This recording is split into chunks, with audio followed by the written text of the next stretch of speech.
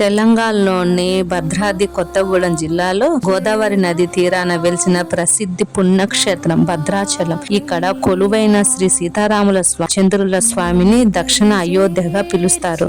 భక్త రామదాసు గోపన్న నిర్మించిన ఈ ఆలయం శ్రీ రామనవమి రోజున జరిగే సీతారాముల కళ్యాణానికి అత్యంత ప్రసిద్ధి. మూల విరాటి ఇక్కడ స్వామివారు చతుర్భుజాలతో 4 చేతులతో ఒకే చేతిలో విల్లు మరో చేతిలో బాణం పట్టుకొని సీతాదేవి మరియు లక్ష్మణుడితో కలిసి ఉంటారు. 17వ శతాబ్దంలో కంచర్న గోపన్న భక్త రామదాసు స్థానిక భక్తుల సహాయంతో నిజ నవాబుకు చెందిన పన్ను డబ్బుతో ఈ ఆలయాన్ని నిర్మించారు. దీనికి ఆయన 12 ఏళ్ల పాటు జైలు శిక్ష అనుభవించారు. శ్రీరామ నవమి ప్రతి సంవత్సరం శ్రీరామ నవమి చైత్రశుద్ధ నవమి రోజున సీతారాముల కళ్యాణం ప్రభుత్వ తరపున పట్టు వస్త్రాలు సమర్పించి అత్యంత వైభవంగా నిర్వహిస్తారు. భద్రాచలం తెలంగాణ రాష్ట్రంలోని భద్రాద్రి కొత్తగూడెం జిల్లాలో గోదావరి నది ఒడ్డున ఉంది.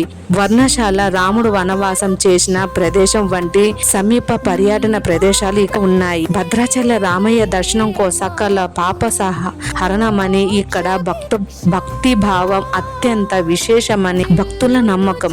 విష్ణువుకు భిన్నంగా భద్రునికి మోక్షం ప్రసాదించాలనే ఉద్దేశంతో శ్రీరాముడు తన కుడి పై చేతిలో శంఖాన్ని పట్టుకున్నాడు. ఈ భద్రగాథే భద్రాచలంతో పాటు భారతదేశంలోని భద్ర అనే పేరుతో పిలువబడే ఇతర ప్రదేశాలు మరియు దేవాలయాల వెనక ఉన్న పురాణాల గాథ.